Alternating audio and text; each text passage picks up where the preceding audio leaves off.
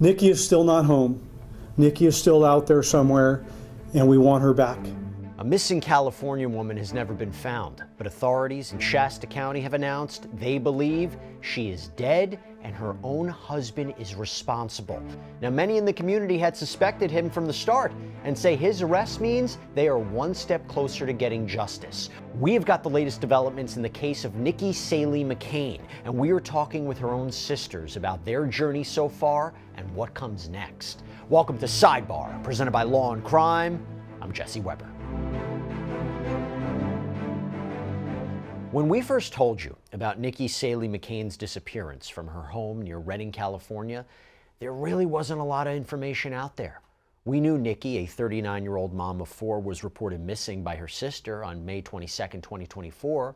We knew that Shasta County investigators were trying to figure out what happened to her.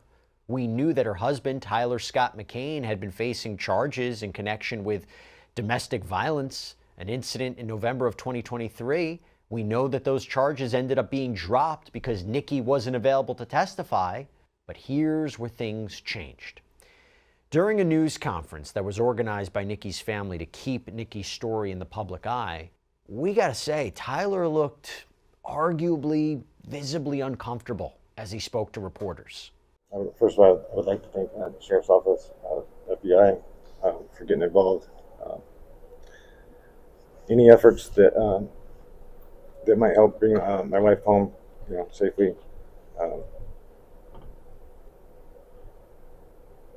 We miss you. I don't really know what to say. I haven't been in the public eyes, and I haven't done very well with it. I apologize to everyone, especially my children, my wife's family, mine as well.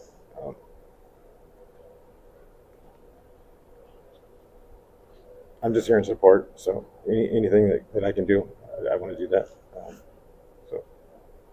Okay, I'll take over. Thank you, Ted. Yeah. Thank you. And in March of this year, the district attorney's office announced that despite Nikki's body not being found, they were investigating this case as a homicide. And around that same time, according to news station KCRA, the FBI and agents from the Department of Homeland Security, they served a search warrant on the Olinda Road home. Nikki's family, their friends, they pushed very hard for answers here. They've conducted searches, they've held candlelight vigils, they've spread the word about Nikki's disappearance across the country. And on Wednesday, August 20th, they and the public finally got much-needed answers to at least some of their questions. Why? Shasta County officials announced on Wednesday that they had arrested Tyler McCain, that he had been arrested and charged with Nikki's murder, along, by the way, with a slew of other charges. Now, he is being held without bail, and his first court appearance is scheduled for this afternoon. But according to the district attorney, this is the first time a no-body murder case has been charged in this county. So we want to take a look at this updated timeline from the Shasta County Sheriff's Office and the District Attorney's Office because we think it's important to get perspective here. So Nikki was last seen in public at the Mercy Medical Center in Redding on Friday, May 17, 2024. It's believed that she was at home after that, and her phone apparently connected to the network at her house just after 3 a.m. on Saturday, May 18th. But no one heard from or saw Nikki again. One of her sisters, Chloe, reported her missing on May 22nd, and Shasta County deputies served a search warrant on Saturday, May 25th. I want you to take a listen, though, to what Sheriff Michael Johnson had to say at Wednesday's news conference. A day after taking the missing persons case, detectives served a search warrant at Nikki and Tyler's residence. Various items of evidentiary value were seized as evidence. However, Nikki was not located. On May 25th, 2024, Nikki's vehicle, that Chevy Avalanche, was located by a citizen off of Highway 36 in an area near Platina, kind of on the border of Shasta and Tehama counties. Detectives and crime scene investigators processed the vehicle and located physical evidence which indicated foul play. The area where Nikki's vehicle was located was searched extensively by Sheriff's Office employees and our search and rescue teams. But again, Nikki was not located. Since the start of this investigation, detectives and law enforcement and allied agencies have worked tirelessly to locate Nikki and to determine the events surrounding her disappearance. Detectives have served search warrants, conducted numerous field searches, multiple interviews of family members, friends, and acquaintances, all to no avail. We still have not located Nikki. Based on the evidence gathered, information learned from interviews, and the fact that no one in Nikki's family has seen or heard from Nikki since her disappearance, the detectives has determined that Nikki is a victim of homicide. Detectives also further concluded that Nikki's husband, Tyler Scott McCain, is responsible for Nikki's death and disappearance. Detectives recently obtained a murder arrest warrant for Tyler McCain, and today at about 10:15 a.m., Tyler McCain was arrested. He was ultimately booked in the Shasta County Jail with no bail for the murder of Nikki.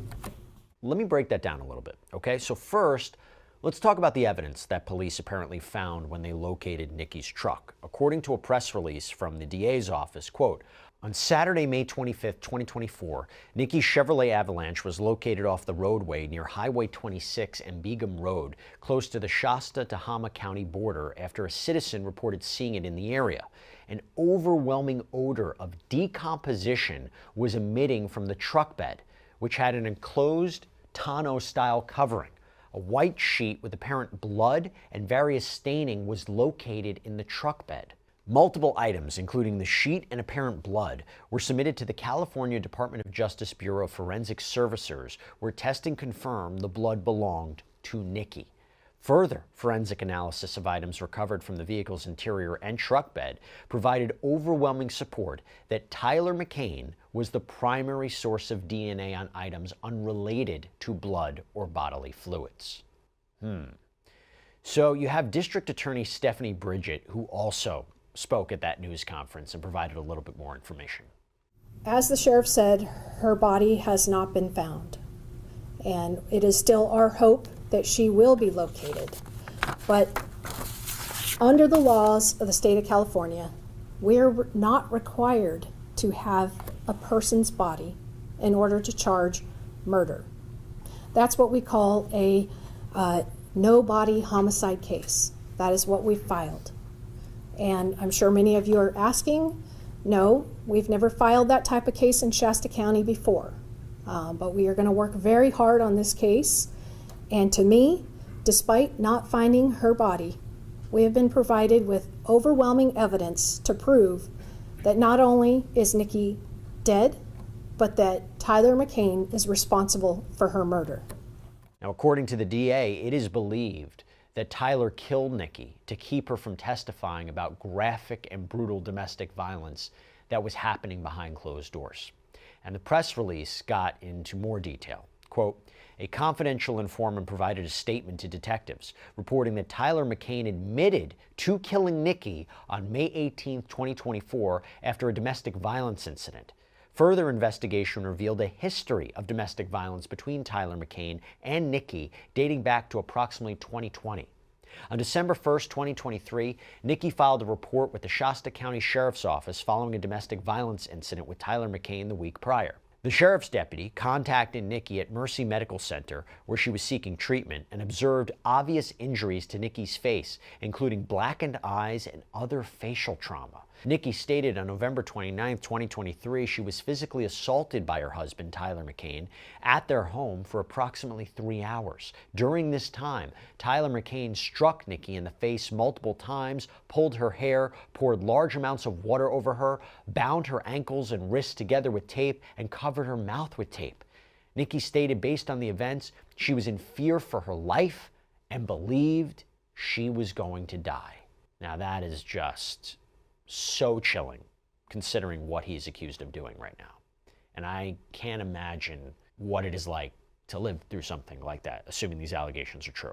But Tyler was charged with felony domestic violence for the attack. He pleaded not guilty. Those charges were dropped in July of 2024 after Nikki went missing, right? No one to testify about it. But now they have been refiled. And the DA further explained this, explained the vast assortment of charges that Tyler faces right now as he sits behind bars with no bail. Count 1 in this complaint charges murder, but it also has an enhancement that goes with it, that the murder was committed with the intent to prevent testimony. And that's to prevent the testimony of Nikki McCain in the domestic violence case that was pending at the time that she went missing. Count 2 through 5 are domestic violence charges for McCain's assault on Nikki occurring December 2nd of 2023. Those are the domestic violence charges that were pending at the time that she went missing. Those are the same charges that my office dismissed in July of 2024, shortly after she went missing. We are refiling all of those charges. They include corporal injury to a spouse, false imprisonment, criminal threats, assault, and assault with force likely to cause great bodily injury. We have also filed additional charges. Counts 6 through 8 arise out of a search warrant that was served on Tyler McCain's home shortly after Nikki went missing. And as a result of that search, he is facing illegal possession of firearm and illegal possession of ammunition after a criminal protective order had been issued protecting Nikki McCain prior to her going missing. Count 9 charges forgery occurring May 29th, again after Nikki went missing around May 18th. Shortly after Nikki was reported missing, this forgery charge results out of a forged signature on a joint tax return check that we believe that Tyler McCain forged her signature to cash that check. Counts 10 through 12 are for various violations occurring on April 1st of this year, after Nikki had been reported missing for almost an entire year. McCain was observed throwing items out of his vehicle, and when he was pulled over, on his possession was a burnt California driver's license for Nikki McCain.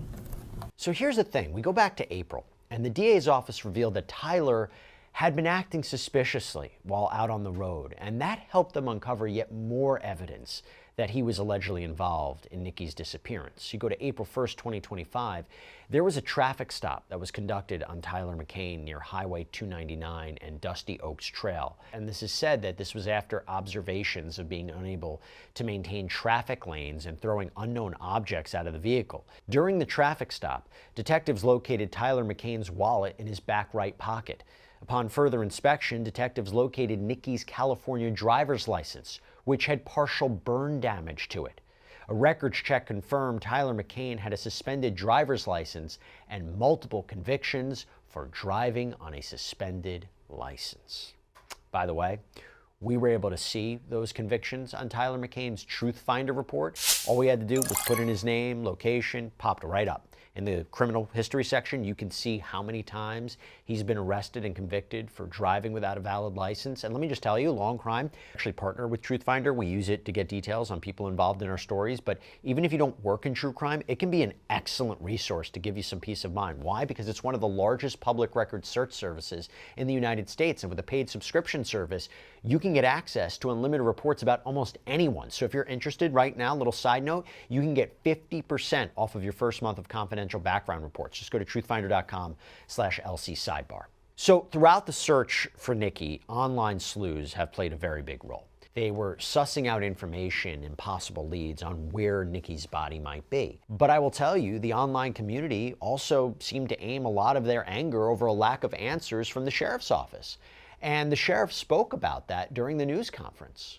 These cases are layered, meticulous, require months of investigation, hundreds and hundreds of personnel hours, not just from investigators, but from law enforcement boots on the ground, from support services, from forensic evidence, all across the board. It is very labor intensive, and it is crucial that all that evidence is collected, preserved, and processed accordingly to make the case.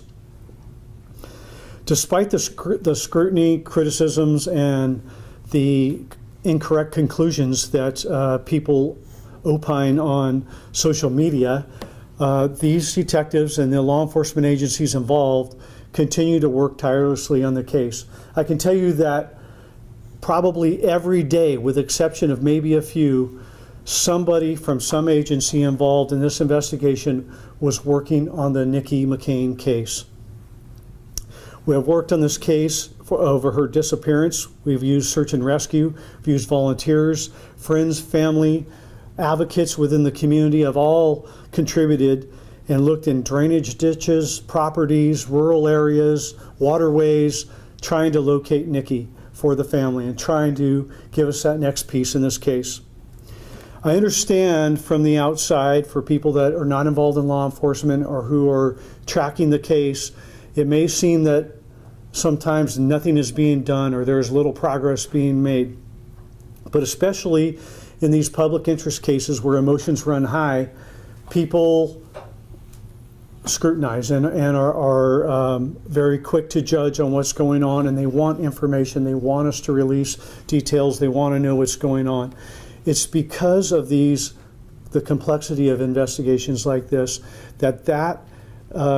that information and the integrity of the details are not released, because we need to make it to the finish line like we are here today, with an arrest warrant, with a suspect identified, booked into our jail, and we'll continue with a court process, which is crucial that we are able to prove the case and present the evidence and protect that information.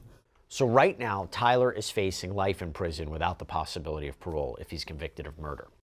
But I want to continue this conversation, and I have two very special guests who are joining me. I am fortunate to be joined now by Nikki's two sisters. We have with us Saelee and Kaye Saelee-Ford, who have worked tirelessly to get Nikki's story out there, bring us updates, to talk about how they and the family are doing right now. They spoke with us on an earlier episode of Sidebar. Thank you both so much for coming on. I know this is not easy, any part of the process, but I mean, this is a huge development. Chloe, I'll start with you. How are you feeling since the announcement of Tyler's arrest?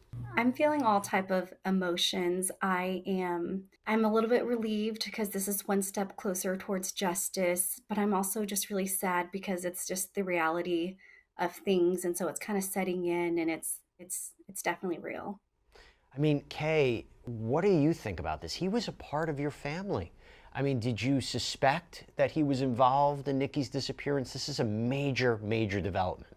We were always suspicious of him being involved, but without an official arrest, there were still other possibilities. But having and reading about some of the evidence that the detectives have found, and it's hard to think, it's hard to think that they're otherwise. So unfortunately, we did have some suspicions that he was involved. So this definitely, unfortunately, confirms it for us. Did you ever, Kaye, did you ever see any kind of red flags with him during the relationship personally? Did you witness anything? There were some occasions, but what we have realized is that there was two sides of him. One that was very charming and very likable and very trustworthy. And that was part of why I was hesitant to immediately assume that he was involved. But I think that even speaks more loudly to who he is as a person, where he fooled us. So Nikki easily was fooled by him and how he had been able to kind of not really shown a ton of guilt for the crime. So it's heartbreaking, just because we knew him so well, and and his children love him, and so it's heartbreaking for those around him and those who love him. Chloe, what have police told you regarding their theory of how he allegedly killed your sister? I mean, have they given you a theory about what happened in specifics? Is there anything you can share with us?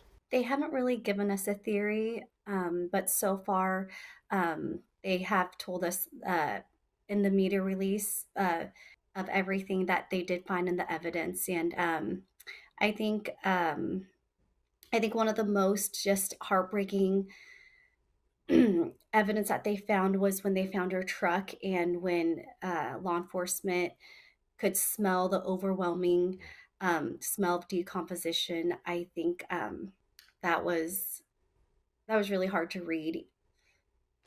Chloe, it's interesting you say that about the information they've been giving you, giving the public, because there has been a lot of backlash against the sheriff's office. There is this claim of a lack of transparency. The sheriff even spoke about it at the news conference. What has been your reaction to that?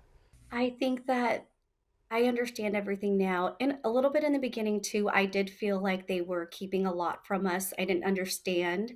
But as everything's unfolding, I understand why they weren't as transparent in the beginning, just because to protect the integrity of the investigation. And they do work so hard, but they don't get enough credit for that. But they are working really, really hard. They have to be very tight-lipped about situations like this because to protect the investigation. So I think that they have been working very, very hard. It's just they had to keep their lips sealed. Kaye, as we laid out, this is not just one episode here. This story is about a trail of alleged domestic violence that Nikki was apparently enduring, allegedly at the hands of her own husband. How much was that a shock to you when you were hearing about this? Is there anything that you can share about what you knew or might have suspected about this domestic violence, or these claims of domestic violence? No, we knew there were arguments. We knew that there were fights and the accusations of infidelity. But we initially assumed they were just exactly that, like fights. They got through them. When he admitted to having affairs, they reconciled. So we assumed it was just verbal fights, arguments, things like that, marital things. We didn't realize the extent of the arguments and that they had gotten physical. And I know the more we didn't know about, the more it escalated, the more it became more and more violent. And then when the children are out of the home, I feel that there was less of a reason for them to, I guess, for him to keep it at a minimum. I think he felt, I think it got a lot worse. Chloe, there's what information is being released by law enforcement, and then there's also what people have been speculating about, right? And the sheriff addressed that. These theories that have been circulating online, pointing the finger at various groups, saying there's been some sort of cover-up, which he said is categorically untrue. What has that been like for you, and how have you been able to parse out credible leads from what is potentially a barrage of misinformation? I trust law enforcement, and it just kind of makes me have a better filter. I'm like, okay, so these rumors, things that are posted online, those aren't true. And I know that law enforcement's working very hard, so I trust what they shared with us, and we can kind of filter out, okay, so this person is involved and this person's not involved. I want to ask both of you this. Kaye, this is a very big development. Now this is the start of the new chapter, right? This is the start of the legal chapter, the legal process. And assuming he decides to, fight these charges, this could go on for quite some time. How are you and your family doing right now at this point? How are you preparing to move forward as this case moves forward? We're still absorbing the news, and it's like I said, it's mixed emotions, and we're preparing to see this through, to be there for the long run, and we're just making sure that we are supporting each other through this, and that we are talking about not just the trial, but what we're feeling and how we can support each other and how we can utilize the support from friends and family in the community. But we're ready for the fight. We're in this for the long haul. Chloe, how about yourself? I always say I didn't come this far to only come this far. And if this is what it takes, we're going to keep fighting. Having the community support really helps. And so we're ready. We're ready to go on to the next step. And talking about that, Chloe, I mean, this is such a horrific situation, and it's not over for a number of reasons. And one of the most tragic aspects about this is that Nikki's body is still out there somewhere. What are the efforts to try to locate her remains? Law enforcement did remind us that they're still going to work very, very hard to try to relocate my sister. Even though we have an arrest, they're going to still keep trying. And there's people in the community that have been helping us, volunteer searchers, and they're not giving up. They're still, messaging us and saying, "Hey, there's the spot that we want to check out. Let's plan a search there." So we're still working diligently and try to locate her body and her remains. The sheriff's office says the search for Nikki's body is going to be their top priority, and that anybody who has information about the case or where Nikki's remains may be, they're urged to call the Shasta County Major Crimes Unit at the number that we're going to put up there. Authorities are offering $30,000 for any information leading to Nikki's location. Kay, do you have any theories? Have you heard anything? Do you know if there's any leads, any tips that seem credible at this point? You obviously don't have to share them, but do you feel confident that Nikki's body will be recovered? I feel confident that we will recover what happened to her. We've heard many theories, even that her body may not be recoverable, and we're prepared for those types of if that ends up being what happens or what happened. We've heard many different theories, and I think a lot of them they make sense to us. Like it could be a possibility. But I also feel that they may not have expected an arrest to have happened with it being a homicide and no body. So I think people who may know what happened or who may know where she's located, I think they're feeling the pressure, and I think they know that they, even if they weren't involved, but if they know something, I think they're feeling the confidence to speak up and share what they know. And just to follow up, Kay, do you feel confident in prosecutors securing a conviction here? Because a no body case, quite unique in that area, and it's sometimes not the easiest case to prosecute, but based on what you've seen in this case and your belief about what happened, do you feel confident in prosecutors securing a conviction against Tyler? I do feel confident with that. I know they had to have a good amount of evidence to even consider this a homicide without a body, and to make an arrest. They have a significant amount of evidence, and even the little bit that they released in the press release, I know that there's a lot more evidence to be shared. And I think that they have a strong case, very strong prosecutors, and an amazing investigator that's been a detective that's been working on this case from the very beginning. So yeah, I do think that they're going to do a good job prosecuting the case, and we will get the answers that we're looking for. Now, before we wrap things up, we talked so much about the legal case. I want to put that to the side. I want to just, for anybody who doesn't know, I want you to explain a little bit more about who Nikki was. Chloe, I'll start with you. For our viewers, our listeners, what can you share about Nikki, your relationship with Nikki, what we should know about Nikki? Nikki she's one of 7 children. She's one of the oldest in the family. Nikki was such a loving, kind person. She always wanted to spread kindness, and she was so funny. And she's just that type of person that would do anything for anyone. She was, a person who's always down for whatever you needed. She was always there for you. She was just a very kind person. Yeah, she was very genuine, and I think that speaks to how many people have rallied around her. Those who knew her, grew up with her, went to school with her, friends and family from out of the area. Her energy was very contagious. It was, like I said, very genuine. It was a little naive at times, but it was very genuine, and I think that energy is still radiating from her. Even those who have never met her are some of the strongest advocates for her. So that is why she has so many people supporting her and wanting justice for her, because she's touched so many people because of her genuine energy that she shared with people. Sounds like an incredible person. Chloe, Kay, again, I'm so sorry for your loss. I'm so sorry you're going through this process. I'm happy to hear that you have a very strong support system as well, which is going to be important as you go through this. But thank you so much for taking the time to come on here. particularly with this new development. We are going to stay on top of this story, and obviously you have an open platform to come back on here as this case progresses. But Chloe and Kaye, thank you both so much. Thank you, Jesse. Thanks for having us on. And that is all we have for you right now here on Sidebar. Everybody, thank you so much for joining us. And as always, please subscribe on YouTube, Apple Podcasts, Spotify, wherever you should get your podcasts. I'm Jesse Weber. I'll speak to you next time. One more time.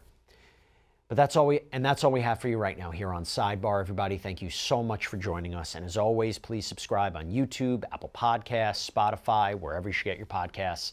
I'm Jesse Weber. I'll speak to you next time. All right, there we go. Thank you. 20 minutes.